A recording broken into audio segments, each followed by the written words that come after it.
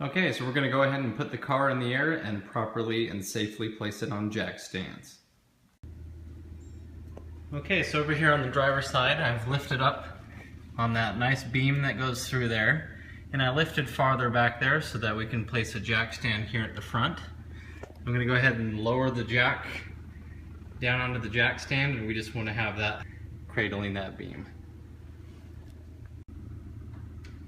Now we're going to move to the other side of the car and do the same thing. Okay, so now I'm on the driver's side. I did the same thing, just lifted a little bit farther back, and I have both these jack stands properly put here on these beams. Just make sure when you're lifting one side, and for example when you're lifting the driver's side like this, you want to keep your eye on that passenger side one as you're lifting it so it doesn't tip over and drop the car. And just make sure that these are both properly and safely here, and make sure that you just leave your jack here if you want as an extra precaution. From inside the car, just pop the hood. Next, as we drain the radiator, we want to make sure that it drains easily. So we're going to take off two caps. Now you really want to make sure that this is not hot, as it says warning on it, because this will have a lot of pressure under it if the car's hot, and it can blow this cap up and injure you. So you want to make sure the car is cold, and this car's been sitting for a while, so it's fine. So we're going to push down slightly and then just rotate this counterclockwise, and then push it down again until it comes free. So there's that cap, and we'll set that aside. We're also going to take off our filler cap here on this reservoir. Next, from underneath the car, we're going to take off this panel. And so we're just going around taking all these 10mm bolts out. We're going to just go all the way around and remove this whole panel from the car.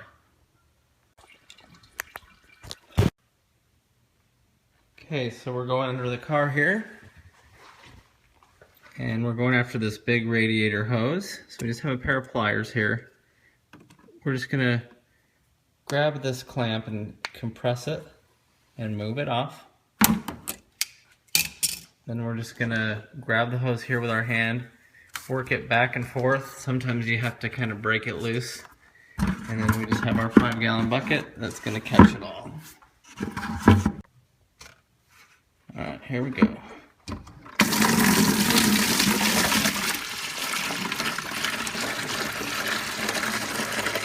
Hold the hose here so it goes in the bucket, and let that just come into the bucket as well. So we'll get it all out. Now I'm just taking a screwdriver, cross point, Phillips. Looks like most of it's out of the actual radiator, so now it's just coming out of this other hose, which is going up through the engine. As this continues to drain, I'm going to come over here to these little ones here, and I'm going to take the clamps off of them. Just move the clamp over. There we go. We'll walk that clamp off of that one. Come over here. Walk the clamp off of this one. Then I just have a can here, a smaller one. So I'm just gonna pull these off and try to catch it in this other can while the main one's draining.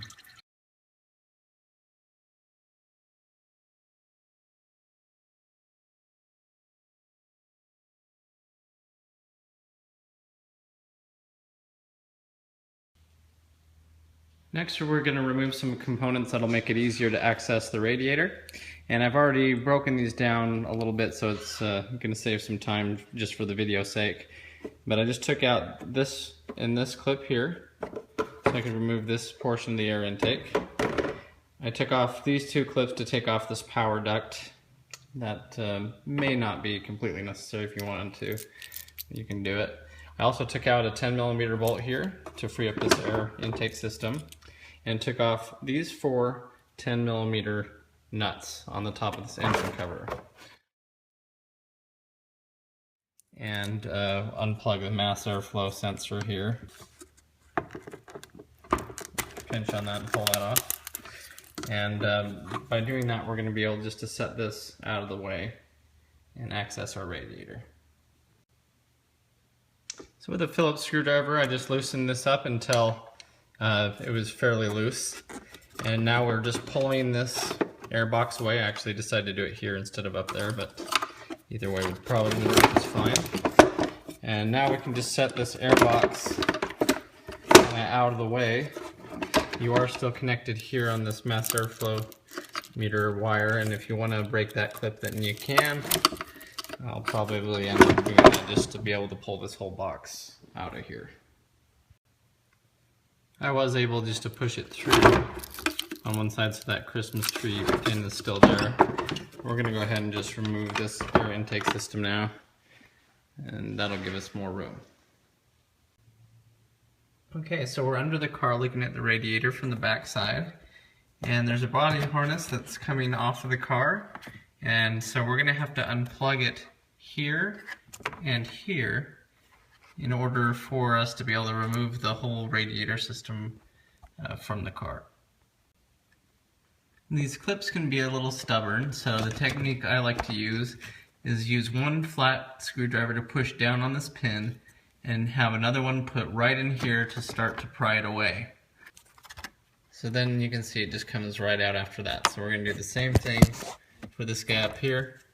Push down here on this top box and then just pry it with a screwdriver right in here to pull it away. Okay, so we've unplugged both of these, and now I've pulled this clip here out. So now the harness is free and away from the fan unit. Okay, we're going to remove the fan assembly. So we're going to take out these screws. There's just a few here at the top, and then it'll lift out just like we'll lift the radiator out later. So up here we're just going to take off these little hoses. That's just a little clip that you move out of the way. And we'll be able to pull that off. Then there's this bigger radiator hose up here. So we're just going to clip onto this one. Just walk that off there. We'll go ahead and remove this upper hose by twisting it off. Okay, so just remove that hose there. Next we're going to remove the two locks. There's one on each side here and here. So basically you just grab this and you twist it. As you see, it says lock and it shows it going clockwise. So you go counterclockwise until it lines up, and then you just pull it right out of there. I'm going to go ahead and do that on both sides here. Twist it and pull it out. Okay, we're still not quite clearing over here, so we're going to remove this expansion tank. It's just this nut bolt here. I think it was a 10mm, and as you see, it just slides down inside this bracket. So we're going to pull this up and out, and the only thing this was connected to was that top of the radiator here. That's the only thing that goes to. And we're going to take this bracket out as well. Just a few more 10mm bolts right there. We'll be able to move that bracket out of the way and get good clearance. Okay, so I just pulled this bracket out. It was just these two 10mm nuts. And something I do like doing, just putting them back where they came from so it's easier to remember where they go. So they were just down in here, and just going to put them back in. Okay, we're going to make a little more room here by moving the low pressure AC line out of the way. 10mm bolt here. Okay, so I disconnected these two 10mm bolts for the AC condenser, which is the front part of the radiator. Now that that's out of the way, it's separated from our actual radiator. And so we're going to go ahead and lift this out and leave the condenser in the car so it's still connected to the AC condenser lines. Otherwise, you'll have to take those off and depressurize your system, which is pretty much illegal because you're supposed to collect all the freon that comes out and that kind of stuff, refrigerant. And so anyway, go ahead and disconnect that so that it's separated, and then just pull that radiator out. So to detach the condenser from the radiator, it is connected down there. So you do have to lift and separate it out of this little plate, you know, this little box that it's in. So just lift it out and separate it on both sides. And then you'll be able to pull the radiator out and leave the condenser behind. Okay, so I'm going to lean it forward and then lift it out. In fact, I'm going to lift it up out of its cradle, then push it forward to clear this. Pull it up. So now we have the radiator out, and you still have the condenser in the car, still hooked up to the lines here. And that way we didn't have to discharge the AC system. Okay, so here's the new radiator next to the old one. And before you install, you just want to check a few things. You want to verify that it has all the same fittings.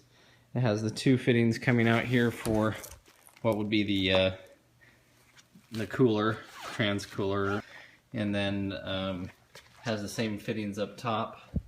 So you just want to verify you have the right one. Now we're just going to basically go reverse process, fill it up, and burp the system. So your new radiator should come with these. It's just new hardware, which are these pieces here. If not, I guess you could take these ones off of that radiator. I'm going to go ahead and throw a little liquid Teflon on here, just because we have oil involved. And then basically we're just going to put these on and just screw them into place. And then you just want to make sure that they do match up in size with these other ones. And we did do that and put them head to head, and they do look like the same part, so we should be good. I've had pretty good luck with this stuff in the past. It's basically pipe thread sealant. You could use liquid Teflon or whatever you want to do. This is going to be kind of a one-time deal, so just be careful with it. Make sure you don't get any down inside of this. Just put it on the threads, kind of around it.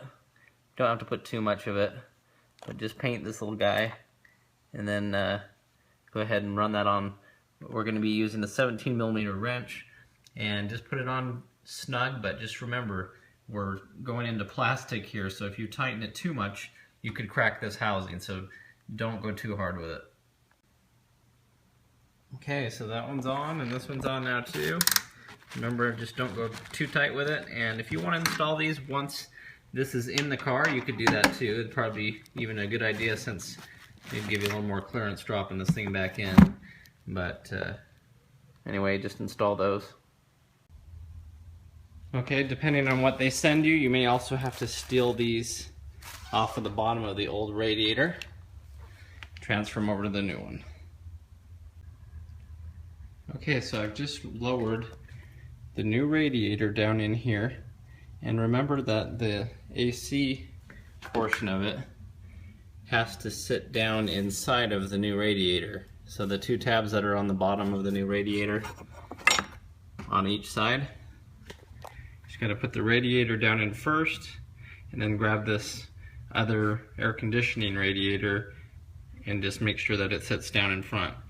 Once it's there, we're just going to put our two screws in that go in the front of the air conditioning radiator, is what we'll call it, and screw in here, and then the other side that screws into this front of the radiator. Okay, so with these bolts tightened here on the front of each side, and making sure that we're properly have this AC radiator down into where it connects to the new radiator, that's all good, and we're tight here. So now we're going to lift this whole radiator and AC radiator at the same time. We're going to lift it up, and we're going to line it back up into these holes where it sits into the frame of the car. Okay, so we're under the car here. You can see the new radiator with the grommet that we had to transfer over is now sitting down inside here correctly. Okay, so we lined up both of those. So now that the radiator is in place, we're going to go ahead and put in our electric fan assembly, and again it just drops back in at the bottom, and then you put 2 screws in the top to hold it in place.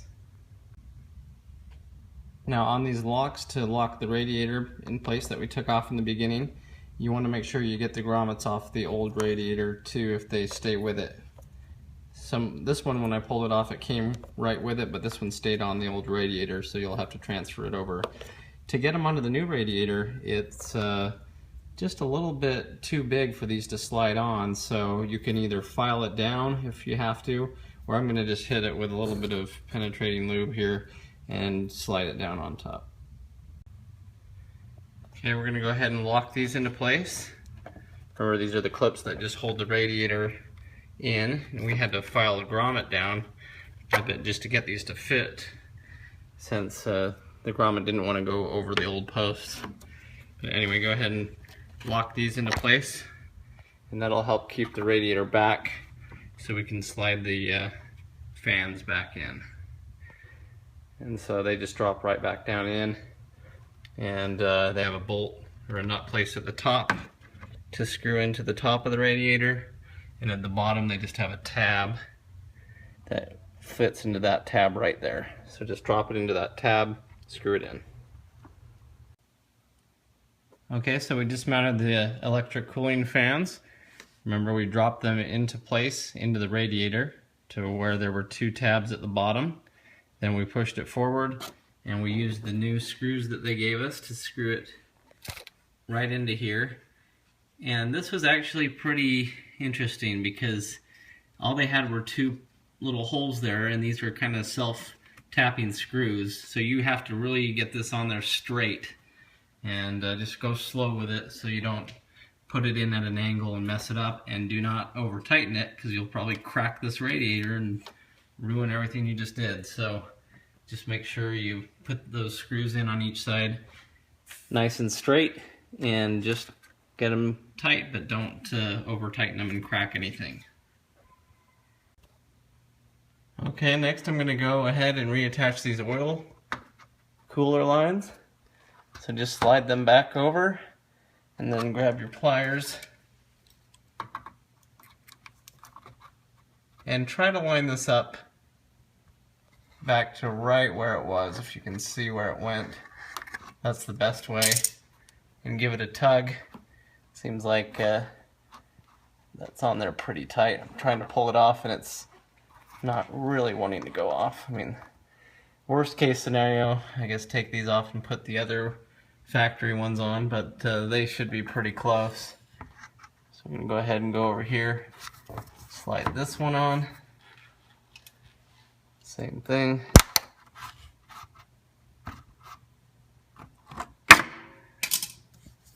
Alright, that's nice and tight. Alright, we'll come over here, take our cap off, slide one of our main coolant lines back on here,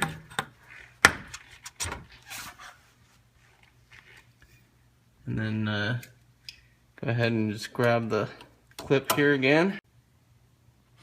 Okay, go ahead and slide your clamp back on here and get it in the spot. I'm going to probably have to do this off camera so I can get it straight with one hand. Okay, so we've reattached that clip here to the radiator. Make sure that the new drain plug that they have is tight. Then we can move over here and reconnect our electrical connectors. Okay, we're going to go ahead and reconnect these 2 electrical connectors. These were the ones that we took off on the electric cooling fan in the beginning. Okay. Once again, that's on the passenger side that we're over here doing that. So those are now reconnected. Next, reinstall your bracket here that holds your expansion tank. I found it easier to go under the car and do that. It's those 2 10mm bolts. Now we'll be able to just pick this up and slide it right back down onto that bracket. So that piece right here latches in, slides in right through that little fork. Okay, we slid that right back in. Now we have our 10mm bolt here to hold it in place. Go ahead and tighten that down. Then we'll run this line here that comes off of this expansion tank. Make sure you hook it back in here. But it just hooks on to this overflow area here. And then with a little clip, you can even do this by hand. Lock that back into place.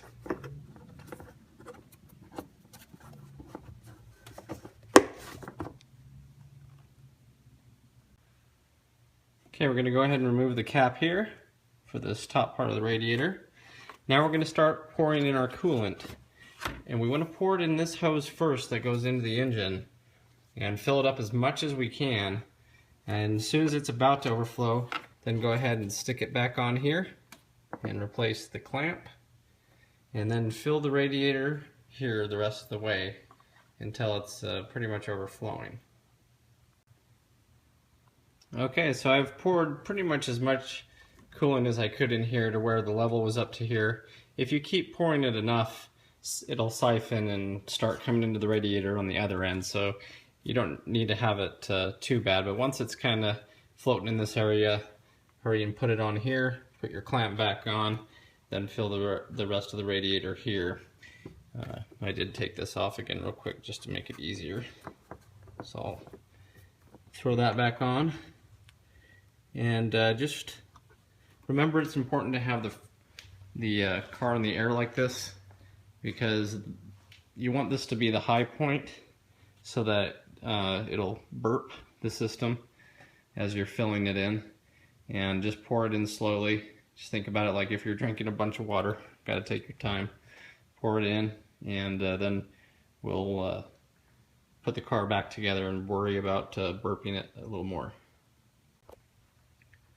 Okay, so once you have it filled up and it's pretty much all the way full, you can go ahead and grab onto some of these other coolant lines, and as you pinch them, you'll see the level will rise.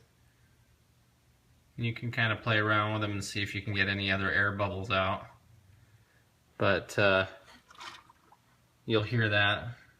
I don't know if you heard that, but it basically just kind of took a nice little gulp there. You just got to work this coolant, all the bubbles out of it. So we'll end up probably running the car like this with this cap off. Yeah, just go ahead and start squeezing some of these lines down here that we've installed and just see if you can get any more bubbles to come out. Sometimes you'll squeeze it down here, it'll take a gulp, and then it'll drop down a little bit, and you just keep adding it that way. Alright, so next we're going to drop this air box back down into here, and it just nestles down into that part there on this part right here, and sometimes you got to wrestle it in there and just reattach it up here.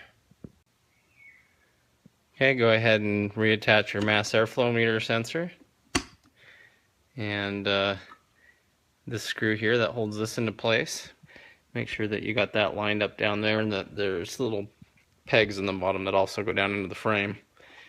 But anyway, once that's hooked up, you're about ready to start the car back up. Okay guys, this next part is very important. If you remember, all of the fluid that was on the ground that was not coolant, it was the browner color fluid, that was transmission fluid, because you have those two lines that go into the radiator as transmission cooler. This is how much of it we caught, so we know a lot of it came out.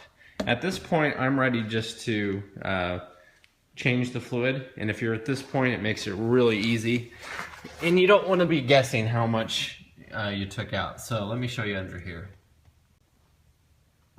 Okay, so this is your oil pan for your engine oil, and as you come back here, this is the transmission pan. Okay, and it has this 19mm drain plug right here. Okay, so I'm going to go ahead and take this off and drain everything out of here. The car's already up in the air. The nose of the car is in the air, so it's going to drain out real nice. Just make sure you do not strip this. Otherwise, you'll have to take the whole pan off, and that'll be fun. So we're going to go ahead and very carefully break this loose and catch all of the fluid in a pan. Put this back on, and then just fill it to the factory recommended level of how many quarts it takes. And that way, you know, we're not guessing anything. We don't lose a transmission in this process.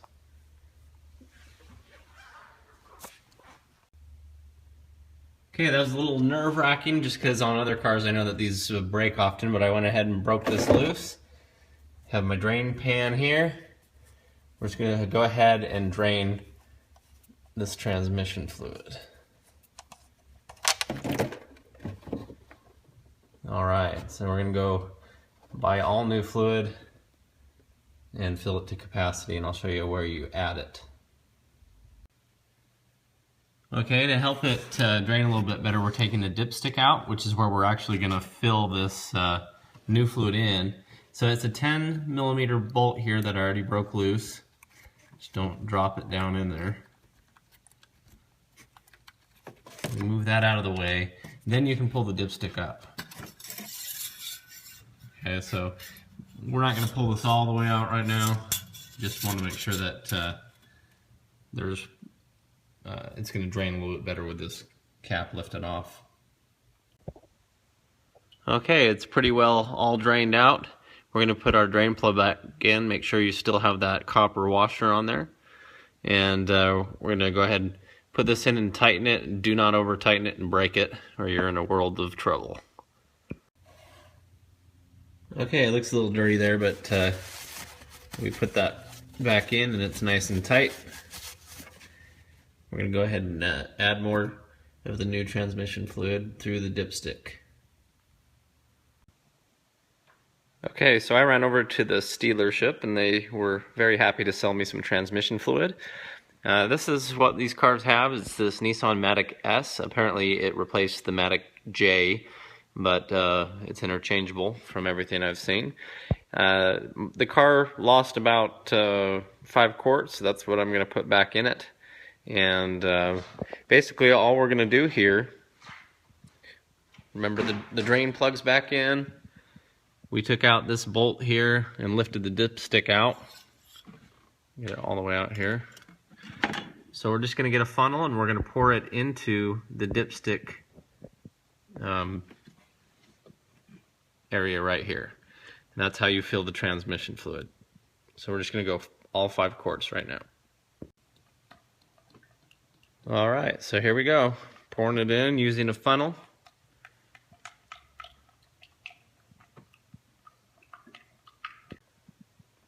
And you can let it sit like that for a minute or two to drain out for each one if you have the patience. Okay, so we've put all 5 quarts is what we added to this one in. We're going to go ahead and put this dipstick back down in here. And I'm not going to completely tighten and close it yet. I'm going to lower the car down so it's level, and then if any air needed to escape, that'll happen. Then we'll finish tightening that down. And we're going to turn the car on, just put it in neutral, let it run for a minute, and put it into drive, put it into neutral, put it into reverse, let all the fluid get back where it needs to be. Okay, so we're going to go ahead and with our jack, we're going to lift up on the car and remove the jack stands, put the car back down on the ground. Okay, so we can see that our coolant level is good here. We have level in our expansion tank. We're going to come back over here and you're going to find this little screw right here. And it's kind of like a vent plug. It's recommended to use a flathead screwdriver even though it's a cross point, because these strip pretty easy and they're like $25 when you want to go get a new one. So you want to get a flathead in there real good and go ahead and twist that off. And this is going to be the high point on the engine, so it should allow all the fluid to escape, or it should allow all the air bubbles to escape. So we went ahead and removed that screw, and Looks like there is coolant right up to that level, so we'll add just a little bit more here. And it may overflow a little bit, but that's just normal. But we're going to add a little more here just to make sure that there's no air in the system. So as you're adding some coolant here in the front, keep an eye on it and see if it starts to overflow. And that's how we're going to work basically all the air bubbles out of the system. It should keep just taking coolant until you see air bubbles and coolant start coming out there. There we go. So that's now pretty full, and you know, you can pinch on some hoses and stuff, see if you can get any air bubbles out of there. But once it's overflowing here, then it should be pretty good. Okay, so we reinstalled that screw there. It's good and tight and not stripped, which is nice. We're going to come over here. We're going to put our cap back on the radiator cap, and it'll force any excess fluid back into our expansion tank, so we should be good. There we go. Okay. So our levels are full. We've bled it. We're going to go ahead and start the car up now. All right. Now you're going to go ahead and just put the car into neutral. Put it into reverse. Back into neutral. Back into drive. Just go through the gears like that a little bit to get the pump primed up. And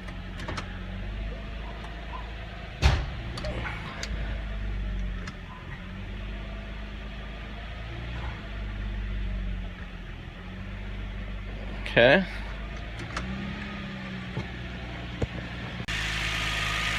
Okay, so we put our dipstick down in here and tighten this 10mm bolt again. We'll check that fluid level a little bit later too. Okay, now the car's running again. We're just checking everywhere for any kind of leaks that we might have. Feels like the hoses are starting to get warm and build some pressure and some heat. And no major leaks, so we're looking good. Remember, we did overflow a little bit of coolant here and on that back overflow, so you might get a little bit of smoke and smell that sweet coolant smell for a minute, but try to rinse all that off with regular water, and then just check that everything's good. Take it for a test drive. Okay, so I just got back from a test drive. Got it real warm. Everything's good, no leaks. Came over and just checked the, just keep an eye on that temperature gauge. And if you see it fluctuating where it gets hot and then comes back down, gets hot, comes back down, then you may have air in the system still, and you have the thermostat trying to compensate for that. But as long as everything appears to be good, you can go ahead and put the engine cover back on and the air intake system. Okay, engine cover's back on. It was just the, you have two nuts here at the top, two bolts here at the back. Just line it up and tighten them all down. And just have our air system here. I'm gonna have to go get some more clips, but pretty simple. That just goes back down into here. Just put your clips back in. And then your air duct here, same thing. Set that in there, put your clips in there, and you're all done. Change the radiator.